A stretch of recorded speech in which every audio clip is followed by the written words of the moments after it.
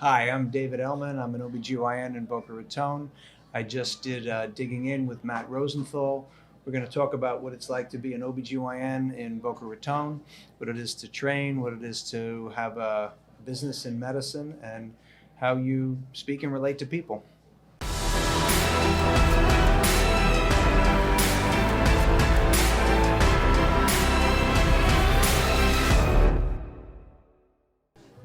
All right, everybody, welcome back to Digging In. I have a really interesting guest today, Dr. David Ellman. He is a board certified OBGYN, and we're going to talk about specifically what happened and how people felt over the past 2 years during COVID. He was delivering babies. He was dealing with moms and dads to be, and it was an interesting time. And so we're going to talk about what that was like and maybe some of the advice he gave, maybe how those people are doing now.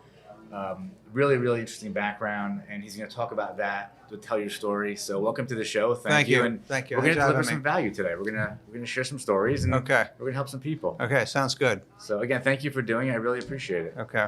When I'm in the presence of such brilliant people, Yeah, brilliant. I'm telling you, I love it. I really do. I love Okay, it. cool.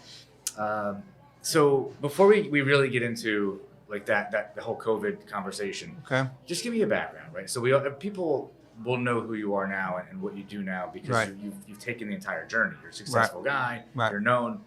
You didn't start out like that. No. So I was. Bring me to the beginning. So the beginning. Okay, so I grew up in upstate New York in Rockland County, and it was actually funny. Part of our story was that my dad was an OBGYN as well, and he was part of this. Family business. This plan called the Berry Plan, and the Berry Plan was when you were in the time of the Vietnam War, you could finish your residency, and then you weren't drafted, but you owed the Army 2 years. So we spent 2 years living in France, and he was the physician on the Army base taking care of dependents, and I lived in France. How old were you? I was like 3, 4, 5. But I have Do you remember? total definite You do? definite memory of it. Definite memory of living there. And anyway, so then we came back to the States, and we ultimately I grew up in Rockland County, and I went to undergraduate at Binghamton, and then I went to medical school at Albert Einstein, which was actually his alma mater. And then I did a year of residency at Beth Israel in Boston. And then I transferred to a Cornell affiliate, which was on North Shore University Hospital in Long Island. Then I was in practice there for about 2 years. And then I moved down here to Boca Raton in '95. And that's where I'm at. The rest really is it. Rest really is Did you history. know? I mean, I know that your dad was a doctor in Yeah. the same field. So was it expected? Did you just follow a path that was kind of laid out for you, Well, or did so you just it's know you wanted to do Well, it it? was interesting because you kind of develop along in that line because you're used to what you talk about at dinner. You know what I mean? My dad was very vocal about. He would talk about all his stuff at dinner, and we'd be like, "Dad, put a lid on it." Like We're leave it eating at the dinner. office. Right, leave it at the office. But you kind of got interested in. You're good in math and science and all. And I actually wanted to go into some kind of business something because that's where I thought the money was going to be. And after a while I just kind of developed a natural affiliation for the sciences and for what for that type of decision making. And then when I was in medical school, when you get to medical school, you want to start to do something. You know what I mean? And the thing that you can really sink your teeth into is when you do an obstetrical rotation because you get to deliver babies. And when I walked on the obstetrical floor, This is in that first 4 years.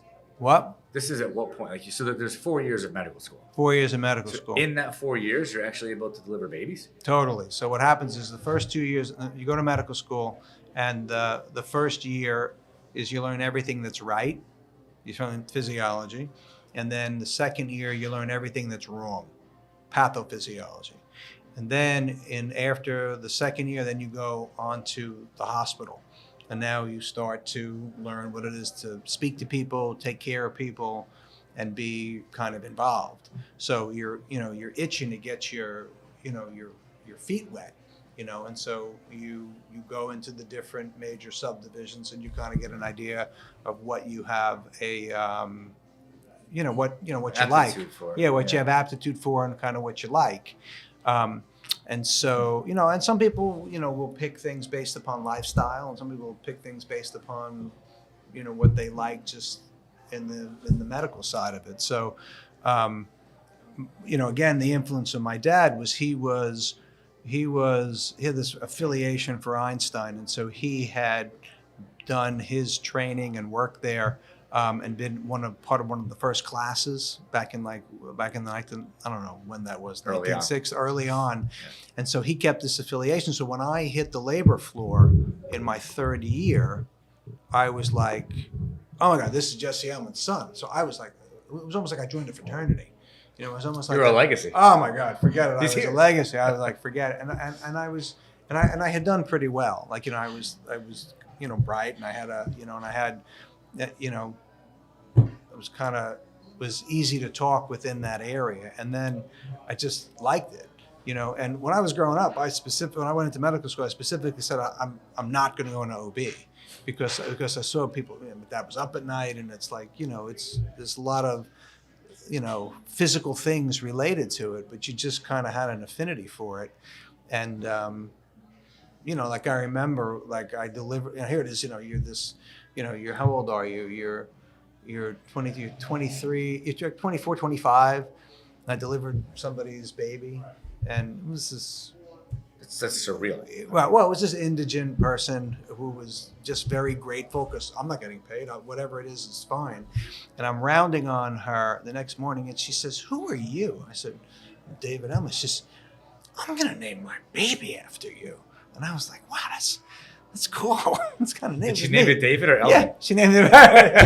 Named it David. Ellman's kind of regal. Right. It's a first Well, it's name. actually funny because now you fast forward. Yeah. This is actually funny. You fast forward, and I have a patient, and I delivered her second baby, and I delivered her on my dad's birthday. Oh. And my dad passed away about 3 years ago, Yeah. and I said to her, I said, I just delivered you on my dad's birthday. And I said, his name was Jesse, and she made baby's Jesse? middle name Jesse. Oh my God. That's powerful. Yeah. That's powerful. Yeah. It gave me like tingles. So Yeah. it was. As you just said it. It was cool. Yeah, It was cool. for sure. But residency was really, residency is really a crazy time because I'll never forget my very first day at Beth Israel. So I was on the medical floor. Okay, and what you do is since I was in OB, so you have to rotate through the different subdivisions. So I had like several months that I was doing medicine, and so the guys who are on medicine had gotten to come in on Saturday and Sunday and like meet their patients and like kind of get themselves like ready. And as the OB rotator, they didn't like offer that to you. So I came in on Monday morning, and I was starting a new job.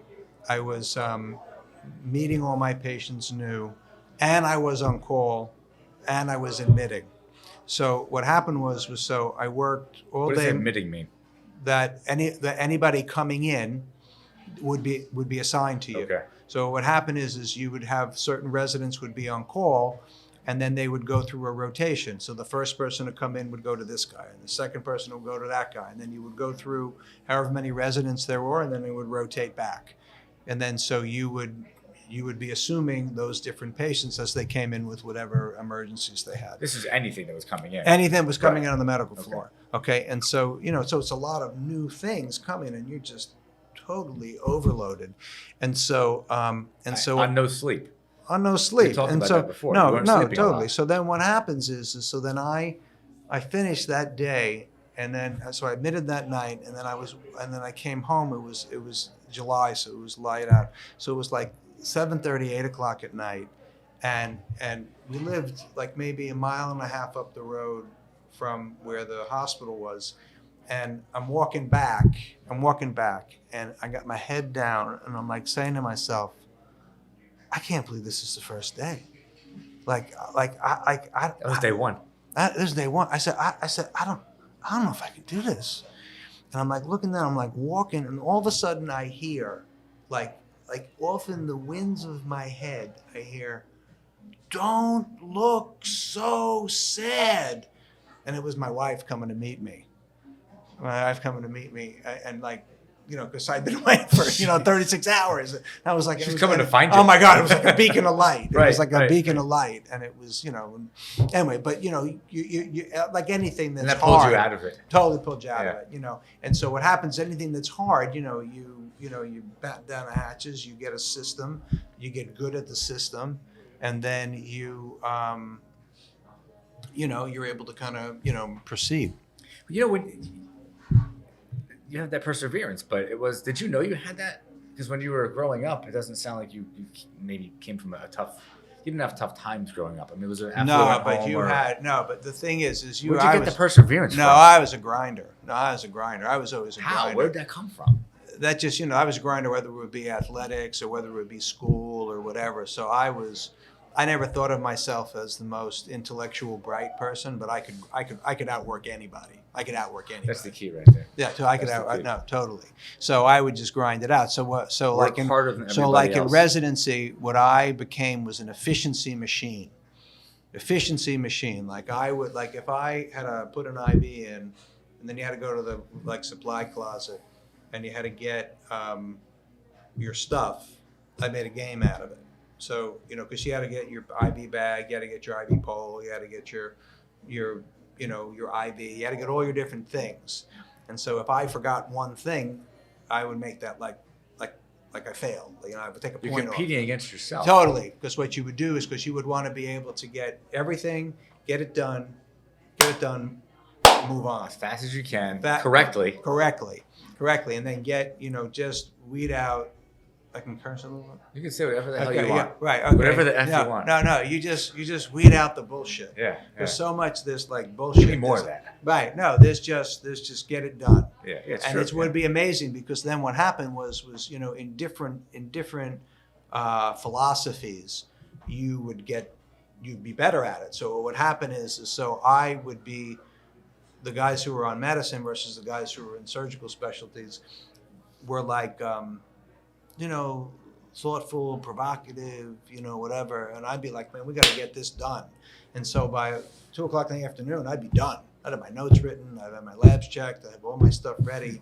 That way I can go into whatever it is. You The could have next been an thing. entrepreneur. I mean, you could have run a business. You do run a business. Right. But that's a common behavior characteristic, and that's just the way you are. Right. No, totally. That's the way I was. Was your dad like that? Yeah. I guess he was. No, my dad was more he was a little more cerebral. My dad. Interesting. Was your mom like that? No. Did you play sports? Did you say you played sports? I played sports. What'd you play? So I was a. I gotta know where this came from. You aren't just like that. Well, so I was when I was first growing up, I was a tennis player. Oh yeah. And then I was a skier. Like you competed? You played like. Yeah. So I played tennis in high school. I was. Oh, you were good. I had a bunch of letters. Yeah, You know what I mean? And then I played basketball. But then in adult life, I'm serious. I like to golf. I'm a pretty serious golfer. I'm single digit handicap. That's interesting. You're picking sports that are individual sports. Totally. Where you're competing against yourself. And totally. And then my love is to swim, like long distance, like long, like a 5K, like long. You are a competitor. Yeah. I like that's really interesting. But I like that. But just against yourself. I mean, it's great if you win and there's somebody else you're competing against, but you're not. No, I don't really care. No. Golf, it's like you really are. It's you against yourself. Well, it's just against yourself unless you're gambling and you want to make a few Well, bucks. that's different. But I do hear what you say. I'm always trying to work on something to be. I'm really analytical in the sports that I do. So as I swim now, and I'm trying to get better.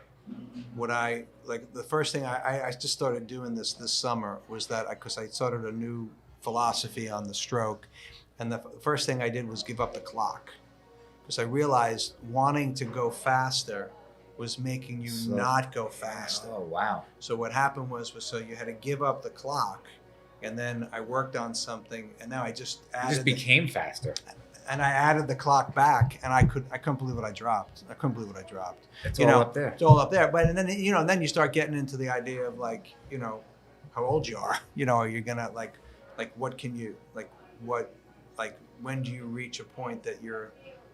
I think everybody reaches. Like, a do you point, reach your potential and you can't go any further? I think everybody reaches a point Physically. in their life where they start looking back instead of looking forward. It's the back nine. The back nine, but I really I'm still looking forward. Yeah, I'm you very definitely much are. still You looking definitely are. forward. Still definitely looking forward. So now you he- reminisce. God, no, you go. No, you reminisce, but you're still looking forward. You still want to do better. Like you don't want to just say, "Oh, well, I'm going to just maintain." No, I want to do something better in all my things. So now I hear it. So now I see like you're able to work these long days, the long hours, and it's you against yourself even then. I mean, much bigger things at stake, but still, when you're in residency and it's the time was difficult, but you were still competing against yourself. Like you weren't going to let yourself fail. No way. I wasn't in. Like now I get it. Like, No, there's but no it's way. not really in the. That's not really in the algorithm, so to It's speak. not part. It's not even a thought. No, it's not. Maybe a moment. So when you No, have those moments, No, I mean, I would tell you, I had my grandfather was a doctor also, and I never forget, like high school, Wait, like what kind of doctor was he? Because now you're back into the. he was it's an 18 allergist. Early 20s. He was an allergist. What? It was your grandfather, so that must have been the 20s, 30s, Yeah, well, no, he was my grandfather. Well, I grew up in the 40s. I was born in the '60s, Yeah, 62. Yeah. and then he So was still finishing up when I was I'm when I thinking was when in he medical started, school. like he was in the 20s, Oh, 30s, yeah. Oh, and he yeah. went into the 60s. Oh yeah. Wow, medicine changed so much over, Oh, no, over your totally, three. You totally. three, if they were both still here, that story, like Right. each of you, your perspective on Right, medicine totally. over those different Totally. years. But he would say, like I kind of when I was in high school, I did okay in my freshman year, my sophomore, but hit the ground kind of running when I got hit my junior and sophomore year, and my junior and senior year, and I never forget. I came home with 4 A pluses and an A, and my grandfather said, "Where's the other plus?" Oh God, was he serious? What? Was he serious? Where's the other plus? You're like, what? Yeah. I got straight A's. Right. That's just kind of the way it was. You know, it's interesting. So, I mean, it really is. It's all you knew. Like it was your family was doctors. Mhm. You know, did you learn along the way? I'm kind of fast forwarding, but did you learn along the way how to run the business of a practice from your dad? No. That's You had to figure that out along the way. The whole business of medicine really changed a lot in the 80s and 90s. Because you went from you had an evolution of a different system. Like the Very much insurance, you different. mean? Totally. Yeah. So it used to be a system where you had the doctor had his fee, you had an insurance, the insurance paid the fee less 20%, and nobody was really controlling what that fee was. And then you had in the 80s, you then had the advent of managed care, where you had the insurance company basically controls the fees. Yeah. And then you've had It's gotten worse and worse. Well, worse and worse. And then you had a new evolution more recently of much bigger practices without walls, which have recently been able to renegotiate as a group to get what really should be more reasonable. But for example, I mean, just from a business standpoint, Yeah. I mean, I see like twice the number of patients that my dad used to see, and he was working in the in the 1970s and 80s, and our gross is the same. Oh, Yeah. wow. Yeah. How many babies have you delivered in your career? Oh yeah, people love that question. It just popped into my head, actually. People love that question. So the thing is, you do 4 years of residency, Yeah. and then I've been in practice for 31 years. Okay, and so you're going to deliver something in the range of 100 to 120, 150 babies a year, and then in residency you deliver an inordinate number because that's all you're doing, because you're Yeah. getting to the point of saying I have proficiency that I can be alone. So probably just in the 4 years of residency, you probably deliver 1,000 babies. So you 35 years. What? 100 a year, you said? You probably do like at least 100 a year. At least 100 Well, a that's year. easy. That number. But then some years it's more. Some years is more. Right. So And it's probably based on the talking- size of your practice. Yeah, right. So you're talking 4,000, something in that range. Look. Well, Wow. Well, how many pitches does Cliff Lee throw in his lifespan?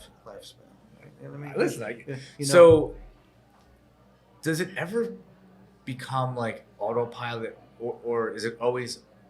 It's always special. well, so the thing is so that's kind of what makes one guy different than the next, is that you realize when you're listening to this is something that you see on a woman's face when she's 12 weeks, even though she's had an ultrasound and she's seen it, and you put this little dot tone, and they hear it from this little machine, and they hear that heartbeat. Yeah, totally. They get that boop, boop, boop, and they're like, oh my God, I can't believe it. And and you have to remind yourself that that's uniquely special to that person Every time it's their first time. Every time it's that person's first Right. time. And you deal with in OB it's hard. It's interesting because you go into one room and you hear the first heartbeat, and then you go into the next room and you might have somebody who's having a miscarriage.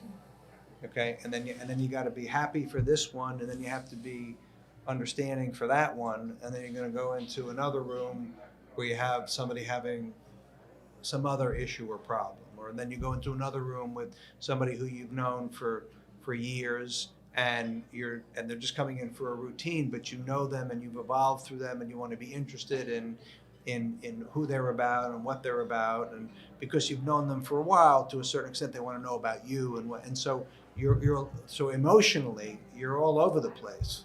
You're compartmentalizing from thing to Totally. thing. You have to Did be you able to do ever? that. Have you had an experience where then you go home and you have to just be you, Right.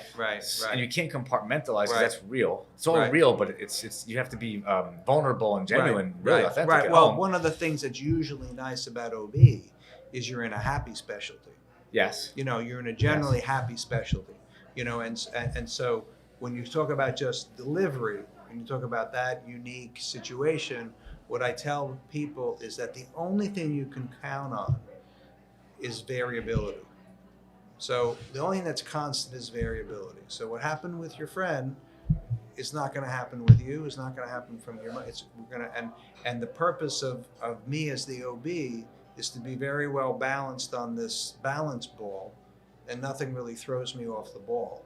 That you can handle each of those different things that come, and okay, that we're going to handle, and that we're going to handle, and that we're going to handle. So if I had to sum up my job in a word, I would, in a nutshell, it would be my job is to be calm. I'm calm in those steady, calm in those situations that are uniquely challenging, or whatever that might be,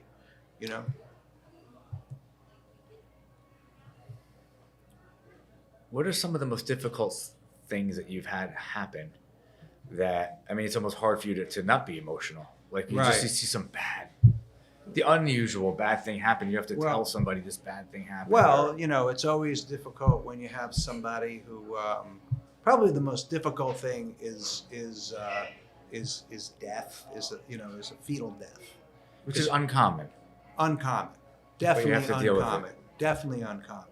And hopefully as uncommon as one could possibly make For it. sure. But there are certain things that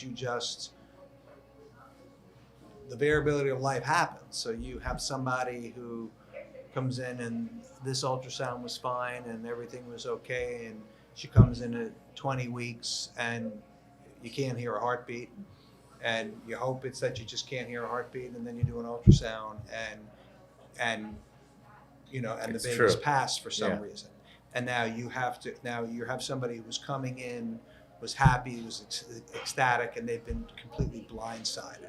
Their So life that's- was just ripped out Right. from so them that's emotionally. Right. So emotionally, that is that's certainly a difficult time. Another difficult time. You don't get training on that. That's No, that comes from how you. That's, Yeah. That's why a lot of. The I'm different, training how to treat, they don't teach you how to be empathetic. No, you Right? have to evolve that. So you have to, you evolve that. That becomes, that's part of the art of knowing what to do and how to individualize. And then it's also, a lot of times I say it's not what you do, it's how you say it. It's how you say it and what you do, and are you there for somebody, and are you, you realize what somebody else is going through. There's I actually always loved William Hurt as an actor. Yeah. Okay, and he just passed He's away. passed away. Yeah. And he had a movie that I thought should have been absolutely required viewing. Which one? The Doctor. Okay, The Doctor. I haven't even heard of it. What Okay. happened? And what happens is he is this asshole cardiac surgeon, and these guys are like, really like, they're like snappy, whatever. Everything's like not a big deal. They go and listen to a woman's chest, and she just had surgery, and they rip open her shirt in front of everybody to listen to her heart, and it's like they, not really, because they deal with life and death like this all the time, but they're the most unempathetic people. And they make fun of this guy, which is Elliot Gould's son. I forget what his name was. And he's an ENT, and he's super sensitive. And what happens is William Hurt develops a throat cancer. And all of a sudden, he gets the other side. Yeah. And he becomes the patient. It's like a coming of age late in life. No, it just hits you. Yeah. And when you're a doctor and then you're on the other side, it's very humbling. Like you have a procedure. I don't know if you ever had a procedure, but you have a procedure, and like I was in like an ambi center, and I had to go have something done, and just being on a stretcher and being wheeled through, like you just feel so vulnerable. Right. You know what I mean? You feel so vulnerable. Yes. And I don't love being the center of attention. I love like doing my thing. I don't like to be the center of attention. And you're very much the center of attention I know as what you're you being mean. like wheeled through this. Yeah. Like it's about you. But you really do realize how vulnerable you are. So vulnerable. And, right. And so you get that. And so the thing is so if you put something a little to somebody where you recognize that, I just think it goes a long way. Yeah. That And that's how people you remember approach that. your practice? That's... Yeah, and then I think you learn things as you go along. Like you learn to go in the room and sit down. Go in the room, just take sit your down. time. Sit down. How you doing? And you talk, and you do whatever. And then, kind of when you're done, you say something like, "Is there anything else on your mind? Or anything else you wanted to talk to me about?" People You do that. Of course I do that. So Most doctors don't do that. No, but that's what you do. That's what that's what you do. You sit down and you say, because you realize someone's waited to come and see you. Chances are they've waited to see you there because you don't know. They think you're having coffee, but the thing is you're, you don't know what you're going to get hit with. If you have somebody who's just had a fetal death, and you got somebody who's got a routine visit over here, this might take more time than you thought you were going to have to deal with it. So it always runs a little bit. It's hard to be right on time. It's just hard to be right on time. Yeah.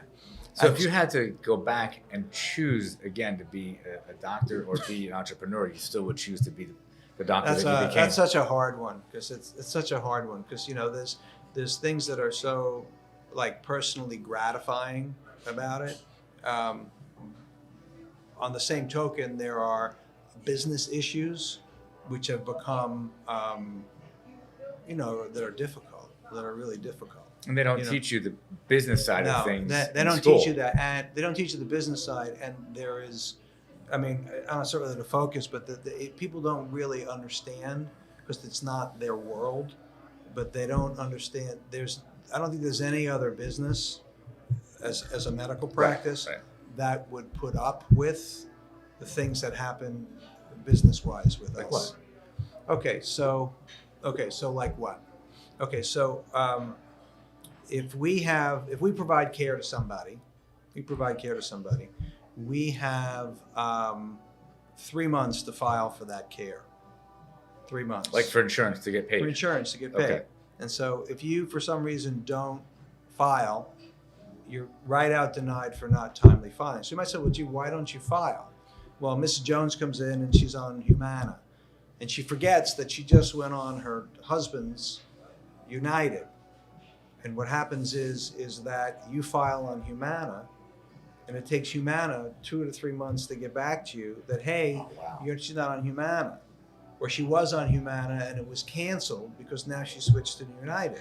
So now you go back to United. You say, well, gee, she told me it was Humana. They say, well, gee, yeah, she was covered, but you're beyond 3 months. So now you're not going to get paid. So what do you do to mitigate that? Like, how do you shorten that window? You have to be on now, but this is worse. It's worse because Okay. now you take the same insurance company, take United or take Blue Cross or take any one of them. And so now what happens is so you deliver a baby, you provide care for them now, and what happens is they pay you, and then what happens is 2.5 years later, they review their books and they realize that the employer had terminated that contract. Okay. Had terminated that Right. contract.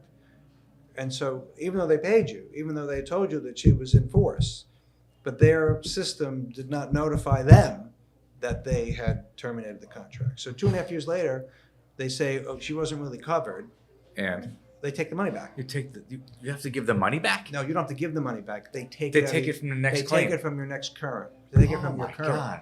They take it from your current. And so what happens is medicine's become a bear. It's a bear because you have this bear in front of you. And so you're trying, and so there's a perception of what medicine can produce from a financial standpoint. Right. But it's not what It's used to- changed. It's changed a Yeah, it's lot. changed. There's a lot of requirements. There's a lot of obstruction. You're kind of left alone. You have, and this, you could go into story after story with that.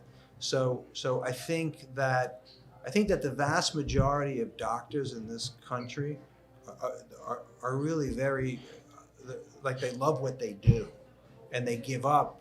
They really give up Because that they business care about the because they cause. care about the people of Right, what they do. right. But if you ask them, would I definitively go back? That's why you see so many doctors going into more employee models now. So like I think Yeah. that my model is going to be a dinosaur because, and I would sign on to that now and not have the burden of because back in my dad's day there was no better small business, and now it's just a bear. It's a bear. So you would go into it, but you'd go into it in a different format. At least that's what I would do. So that leads into like an important part of the conversation, right? So Yes. you're talking pivoting, changing, things are evolving. You just were faced with something that was new to everybody, which was COVID. Right. So right now it's March 22. So we're coming on, what was it? Just 2 years. It was 2 years ago. Right. All of a sudden, the way you ran your business changed because now you can no longer see people in person. Right. But you have to. Right. Right. And you can't deliver baby. I assume you can't deliver Right. babies the way you think. Everything had to change. Right. So take me through first of all, the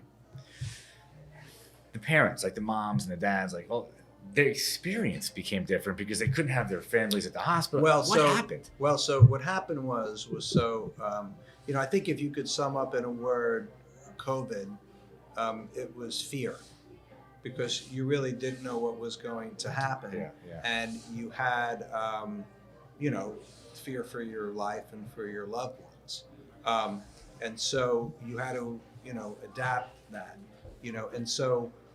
As OBGYNs, it wasn't like we were pulmonologists that were taking care of COVID patients. You were just that you could be exposed to people that were coming in with such. You had to do something to protect yourself. You had to protect your staff, and you had to protect those other individual patients. So what was happening was people that had to come in still had to come in. So if you're pregnant, you still have to come You in. have to come in. You still have to come in.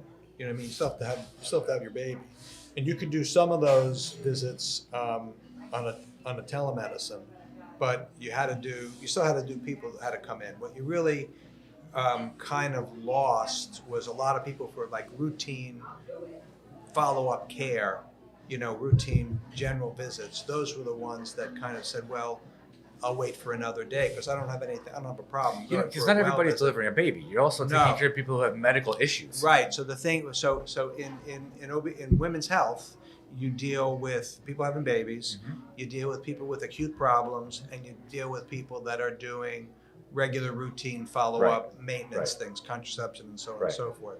And so at least 50% is that well visit. And so those well visits were kind of what took a back seat.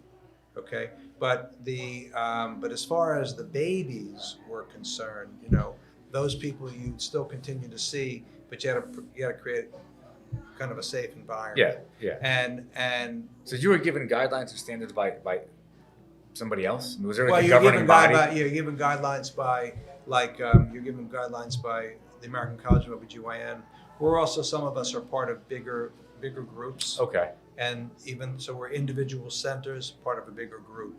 And there were guidelines of what to do as far as cleanliness and as far as masking and as far as how many people you could have. So the way that we did that was everybody wore a mask. Then you'd limit how many people would be in the office at any given time. You'd limit how many people would be in the waiting room. So you'd have somebody in the waiting room, somebody in rooms, and then that you would like keep spread out. Yeah. Okay, and then each room you'd clean every room in general, but you'd like really kind of sterilize each room before you were done. And at least from our standpoint, so we never really closed. I never closed. You adapted. We shifted the way you were running. Right. And so the thing is so I really do think it was a way of, and different doctors handle it different ways of modulating the fear of that. Now, in my impression, COVID initially was really a disease of the elderly. That's why it went through nursing homes. So you took somebody who already had some bit of a, of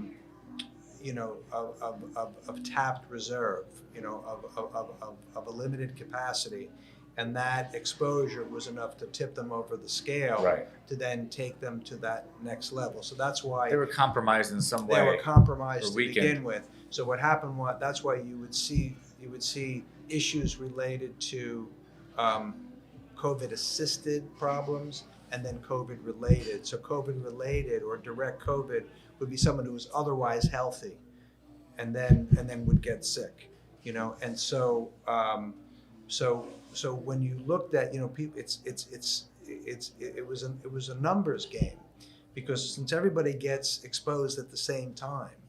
Okay, if you look at a place like Boca Raton, you have 5 hospitals, let's say, all that we take for granted that we have 5 higher, you can go and really get sick and get taken care of.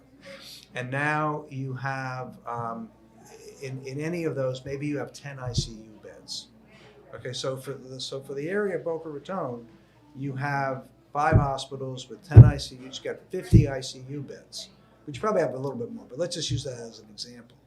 And so now, let's say that and so what happens is you have a car accident, or you have a gunshot wound, or you have somebody has a bad something that happens in surgery. It never was the idea that you wouldn't have an ICU bed available, okay? Because, but you only need it. But they were all taken. Well, so what happens is, so now you have, so if you have, how many, what did we say? We said 10, 5 times, you had 50. Yeah. So now if you have like the city of Boca, if you have Boca Raton, this area, what do you have, 600,000 people?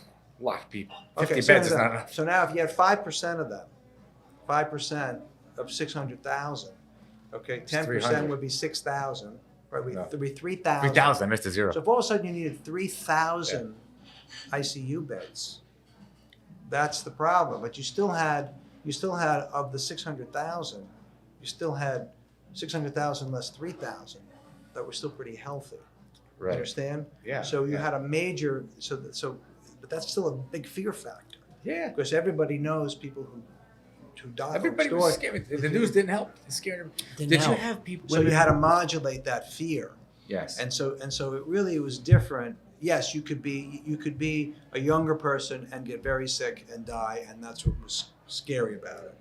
But the vast majority of those who were getting into trouble and getting to that point usually had some compounding factor. And now you've had an evolution of that, where in the beginning it was brand new. You had nothing to fight it. You were just learning about it. And now you've gotten exposures, which is like a vaccine. You've gotten vaccines. You've gotten boosters. You've got medicines to fight it, and you have protocols of how to do that. And the occurrence is dropping in general. I mean, it's just this is my own little postulate, is that you get vaccinated, then you get boosted, then every time you get exposed, you get boosted. Right, it's natural. Right. Every time you get exposed, you get boosted. And one of the problems is that you're worried about people who are asymptomatic that can expose you. But by virtue of vaccinating people, the idea of vaccinating people says if you get exposed, you don't get sick. So you've markedly expanded the volume of asymptomatic people. So I think, this is again my postulate, is that it's everywhere. And your people are getting exposed and re-exposed, and our system is working. Exactly. Our system is working. Yeah. The way it's supposed to. But and then the way it's supposed to be. Yeah. And so now it's a matter of how do you adapt back to normal. And so now it's an interesting thing that it comes up, because like in an office setting, I think people would again argue this. I think you've reached the point that you don't necessarily need to wear a mask in a setting where we're like this. We're far enough apart. We're in a separate room like this. We're not on top of each other. However, like what I do is I have a sign up is whatever you're comfortable with. If you're comfortable with that, I'm comfortable with that. You know what I mean? That's yeah. And so Did you have any women that so they were sick, they were pretty sick, and they had to give birth? Right. So How was that different? Well, what was interesting was, so again, when people were learning what to do, and so of course I had to have the very first person who was, if you did an elective case like a cesarean, so someone who had a prior cesarean, you're going to do a cesarean. If somebody who's breech, you're going to do a cesarean. So what they'll do if you're going to have an elective procedure is you have to do a test to see are you carrying the virus. So I had a person completely asymptomatic, and she needed to do a repeat section. So what happened was what we had to do was there was one room that was specially ventilated, and you had to do her at the very end of the day. And at the time, like what people did, how they would suit up. So like this anesthesia had like this like helmet, like this thing that came from unbelievable. And then what I had to do, I have a picture of it. It's crazy. What I had to do is I had to put on scrubs, and then I had to put on like a suit over the scrubs. Then I had to put on 2 hats.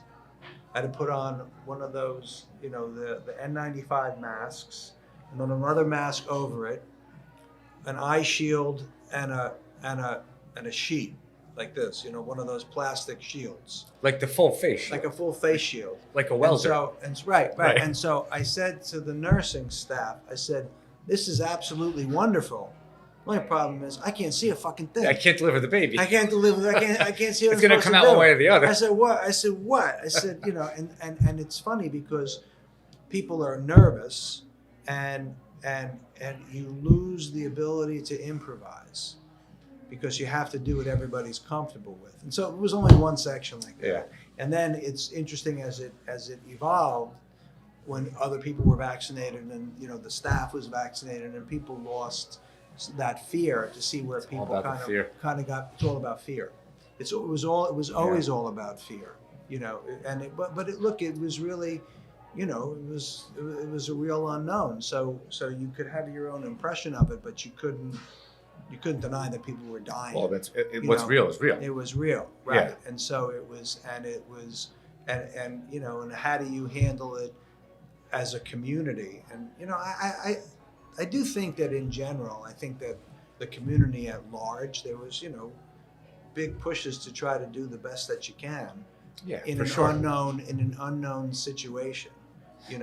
During that time, I was traveling back and forth. It kind of gave you a good feeling, I think. It did actually. Yeah, and I know exactly what you mean. Yeah. I was Yeah. traveling back and forth during that time because my business is based in Jersey, and I was flying. I'd go to the airport, Yeah. nobody at the airport, and I would get to New Jersey, and it was a little more liberal here, South Right. Florida. No, a lot more. Right. You went to New York. Our quarantine wasn't like I would go up to New Jersey, just outside the city, and it was like a war zone. Totally. Right.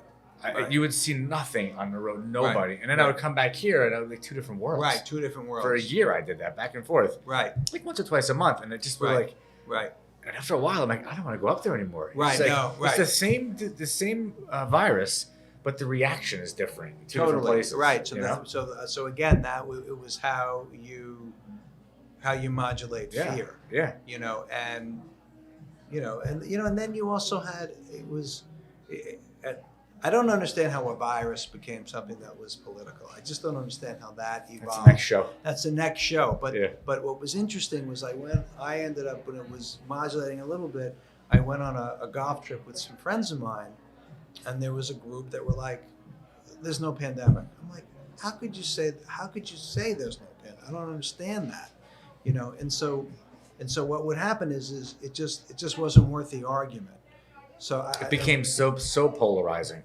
It's so just polarizing. it's just not worth the argument. Yeah, just don't talk about it. Right, you don't talk about it. I went to a golf outing. As long as you knew that you were protected. Yes. And so yes. and to me, what was the ass backwards thing is that if I'm vaccinated and you're vaccinated you still gotta wear masks with each other. and he's not vaccinated, we're a danger to him. He's not a danger to us. That's right. That's Okay, right. But it was ass backwards. Yeah. Because what would happen is the people who were vaccinated would get pissed off at him that he was a danger to you. Now, you are a danger that you can mutate the virus, and I do think I want to be clear that I'm a proponent that people should get vaccinated, but I do think that people have a choice in what they decide they're going to do, and I'm not going to fight with somebody about their choice. You know what I'm saying? And so I think that that opens up another whole huge political thing. But I did think it was ass backwards that the people who were vaccinated were scared of the people who weren't vaccinated. And the people who weren't vaccinated couldn't give a shit. Here's the best part. What was it? The State of the Union was last week. Right. I don't watch it, but the day before the mask mandate was lifted. Right. All of a sudden, COVID's gone. Right. Well, Because the midterms are coming up in November. Well, but again, you're at a different Why not point. a week before? Why not the day after? Right. The day before the State of the Union. Right. Don't make it so obvious. Right. Just come on. Right. They think we're stupid. Right. It doesn't matter what party. It's just like But then people were worried about what would be this to my baby. Yeah. And you had to make them again comfortable that it tends not to be an issue of neonatal. It tends not to be an issue of pediatrics. It can be. it's elderly, it's overweight. Is that Well, what you're saying? yeah. I mean, it can be random. Yeah. It can be random, but it can also be. But it's I'm not an infectious disease guy. I'm an OBGYN, and so but it tended to be people that had some some Underlying problem condition. before, some underlying condition beforehand. Yeah. And then, but look, I mean, I have people that didn't fit that bill, so that's why there you was had anomalies. that's why you had to respect it. I think you had You to just didn't respect know. it, right? Look, I'm also I've been the absolute opposite of a germaphobe. Like I go to public bathrooms, I got no problem with that. Okay, I'm an opposite of You a were out germaphobe. eating. I think that your body, when you work your body out, you go to the gym and you work your muscles so that they can work. Yeah. And I think that your immune system was made to work for you. And it's worked for a long time. And it's worked for a long time. It's not the first time there's been Right, a virus that, right. Well, no, it's not that the people first have time. lived through. Well, and but again, it's Your body's it's, adapted. Right. Look, you look at certain other times in life. You look at in World War II, more people died in the trenches of the Spanish flu than died from being shot at. That's true. So it's it can be scary when you have something that's a natural phenomenon like that. we have to wind it down. But Okay. this is so interesting. Okay. Actually, I wasn't sure like what to expect because I know I wanted to talk about COVID, but it's just so interesting. Yeah, no, Like it is. you being in your trenches, so to speak. Like Right. I think I could sit here for another hour and talk to you. Thanks. Like, and I think we're just getting warmed up, but Right. it's Right. really interesting. Yeah. But you know what? There were some messages, and I was hoping that they would come through, and they did. And it's we see who you are now, but Yeah. that story you told of how you came up, it was perseverance, it was hard work, Yeah. it was grit. Now maybe you didn't have a difficult circumstance where you had to make something from nothing, but you were competing against yourself, Yeah. which is pretty powerful because Right. you have this the drive, the motivation. It's almost like you inspire yourself. I think that You know? being a doctor, you have to be bright, but Sure. but you have to learn empathy. You have to learn empathy, that you're taking care of people, and that for whatever it is, it's usually their unique experience.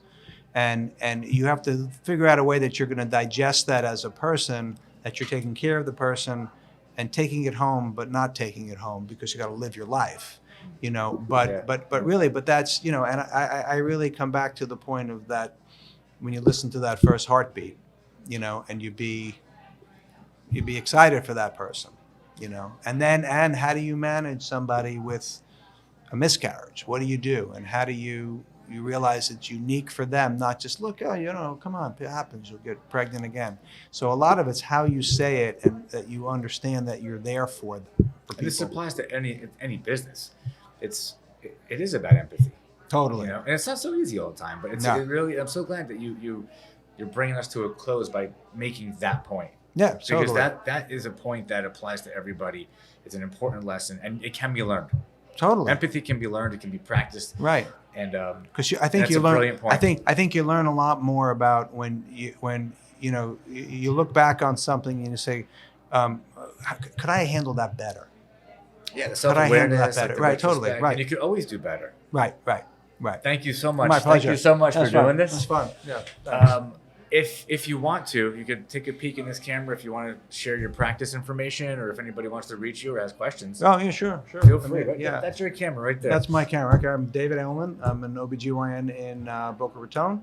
My office is at 9970 Central Park Boulevard, Suite 301. You can. I have my office number is 561-465-8800. And when you become a member of my practice, you actually get my cell phone. You text me. That's how Cool. That's You're also on Facebook. You're also on Instagram.